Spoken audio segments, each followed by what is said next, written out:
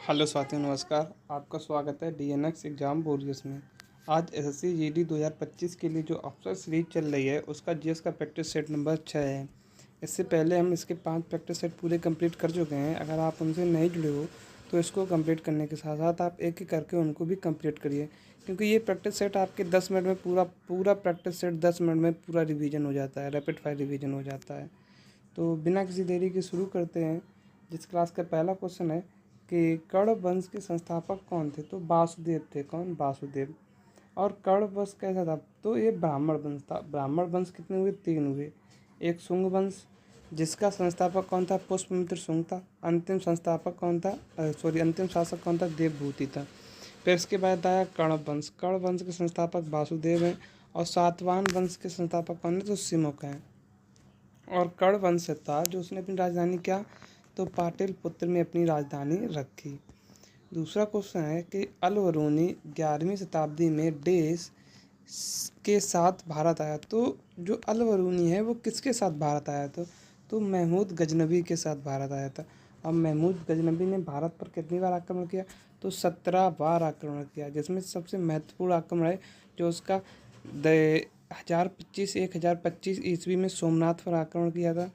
और 1998 में उसने, इसका शासनकाल कितना था? 1998 से लेकर 1030 तक इसका शासनकाल रहा। अब मथुरा में आक्रमण इसने कब? तो 1018 ईस्वी में किया। और जो अल-बरूनी था इसकी पुस्तक का क्या था? किताब उल हिंद इसने लिखी थी। तीसरा क्वेश्चन है, कौन सा आर्टिकल यह निर्धारित करता है कि सर्वोच्च न्यायालय जो है द्वारा घोषित कानून भारत के क्षेत्र के भीतर सभी अदालतों के लिए बाध्यकारी है? तो क्वेश्चन ये कह रहा है कि जो कानून सुप्रीम कोर्ट यानी कि सर्वोच्च न्यायालय बना देगा तो उसका पालन करना भारत के हर अधीनस्थ न्यायालय और हर हाई कोर्ट का उसको पालन करना अनिवार्य होगा। ये किस आर्टिकल में है? तो आर्टिकल 141 में ये बात कही गई। आर्टिकल 40 में क्या कहा गया? तो ग्राम पंचायत के गठन के बारे में आर्टिकल 40 में बताया गया है। आर्टिकल 42 में मनोचित दशा एवं प्रसूति सहायता आर्टिकल 42 में बताया गया कि ये राज्य का कर्तव्य होगा। आगे देखते हैं कि चौथा क्वेश्चन है कि संविधान का कौन सा आर्टिकल लोक सेवा आयोग के सदस्यों को हटाने और निलंबन से संबंधित है? तो लोक सेवा आयोग को किससे हटाया जा सकता है? तो सदस्य को कौन हटा सकता है? तो ये राष्ट्रपति हटा सकता है। और किस आर्टिकल के तहत? आर्टिकल 317 के तहत। यूपीएससी और एसपीएससी स्टेट पब्लिक कमीशन जो है वो भाग किस में है? तो यूपीएससी, यूनियन पब्लिक कमीशन, ये सब किस में? तो भाग 14 में आर्टिकल 315 से 323 तक है। आर्टिकल 315 क्या कहता है? यूपीएससी की स्थापना के बारे में बताता है।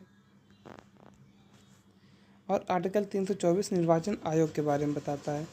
पाँचवा क्वेश्चन है कि भारत का पड़ोसी देश जो नेपाल है, नेपाल की भारत के मानचित्र में स्थिति किधर है? तो ये भारत के कहाँ स्थित है? तो भारत के उत्तर में स्थित है। कौन? नेपाल। उत्तर पश्चिम में कौन कौन से देश स्थित है? तो पाकिस्तान और अफगानिस्तान किस में है? तो ये उत्तर पश्चिम में स्थित है। उत्तर में और कौन है? तो नेपाल, चाइना, भूटान, ये किस में हो गए? तो ये हो गए अपने उत्तर में। पूरब में कौन है? तो बांग्लादेश और म्यांमार पूरब में है। दक्षिण पूर्व में कौन? श्रीलंका है। और दक्षिण पश्चिम में कौन? मालदीव है। छठवां क्वेश्चन है, कौन सा देश भारत के साथ समुद्री साझा नहीं करता? तो समुद्री सीमा साझा करता है तो मालदीव करता है।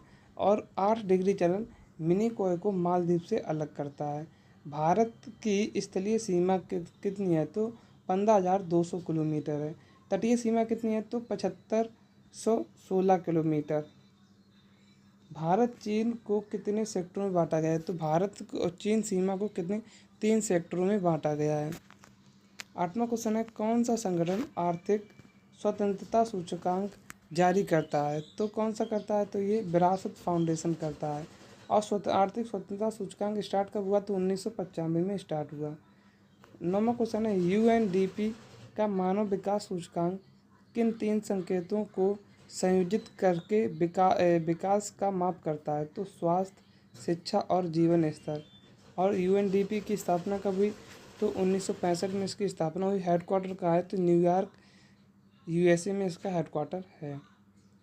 10वां क्वेश्चन है कि जब किसी वस्तु पर धनात्मक आवेश जब किसी वस्तु पर धनात्मक आवेश होता है तो इसका अर्थ क्या है? तो इसका अर्थ है कि इलेक्ट्रॉन की तुलना में प्रोटॉन अधिक हैं। इलेक्ट्रॉन की तुलना में प्रोटॉन अधिक हैं।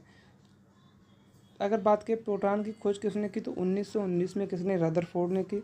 इलेक्ट्रॉन की 1997 में जे टॉमसन ने की। और न्यूट्रॉन की चैडविक ने की। 11वां क्वेश्चन है, सोनल मानसिंह का संबंध किससे है? तो ये भारत के भरतनाट्यम और ओडिसी से संबंधित हैं। ओडिसी से संबंधित हैं। इन्हें पद्म भूषण कब? तो पद्म भूषण मिला इन्हें 1992 में और पद्म विभूषण मिला 2003 में। और ये दूसरी सबसे कम उम्र में पद्म विभूषण पाने वाली नृत्यांगना है।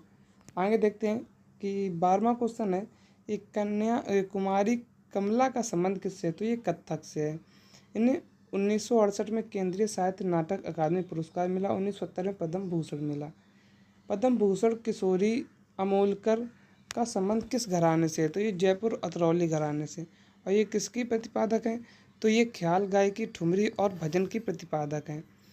14वां क्वेश्चन है, रविदास स्मृति पंथी नृत्य पुरस्कार किस राज्य से संबंधित है? तो ये छत्तीसगढ़ से संबंधित है।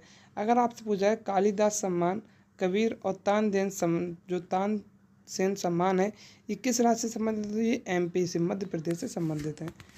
विश्व भारती पुरस्कार और महर्षि वाल्मीकि पुरस्कार कौन देता है? तो ये उत्तर प्रदेश सरकार देती है। 15वां क्वेश्चन है, कुमारी कमला वह किस नृत्य की एक प्रमुख कलाकार है? तो भुजुबुर की हैं ये और कथक की भी हैं। चर्चित फ्रांसीसी स्टॉक ब्रिज किस देश से संबंधित है? तो ये अमेरिका से संबंधित है। 17वां क्वेश्चन है, चर्चित शब्दावली जूस जैकिंग किस खेल से संबंधित है? साइबर हमले से संबंधित है। आगे देखते हैं कि 18वां क्वेश्चन है, दुनिया का पहला देश कौन सा है जिसने गर्भपात को संवैधानिक घोषित किया, यानी कि गर्भपात को लीगली घोषित कर दिया? तो ये फ्रांस ने कर दिया है। 19वां क्वेश्चन है, आभूषण कला सिल्वर फिलिग्री का GI टैग किसे मिला? तो ये उड़ीसा को मिला है। अगर बात पूछा जाए तो रियावन लहसुन का GI टैग मध्य प्रदेश को मिला है और रिसा पोशाक का जो GI टैग है वो त्रिपुरा को मिला है। 20वां क्वेश्चन है, समुद्र लक्ष्मण 2024 समुद्री अभ्यास किसके मध्य हुआ? तो मलेशिया के मध्य हुआ। इसके मलेशिया के। ये नोट्स जो हैं वो DNS एग्जाम ब्यूरो की तरफ से आपको प्रोवाइड करा रहे हैं। और अगर वीडियो अच्छा लगा हो तो लाइक शेयर सब्सक्राइब जरूर करें। और इस क्लास की PDF आपको मेरे Telegram channel DNS exam warriors पर अपलोड हो जाती है, तो वहाँ से इसे डाउनलोड कर सकते हो। तो मिलते हैं कल एक नेक्स्ट वीडियो में, तब तक के लिए जय हिंद जय भारत।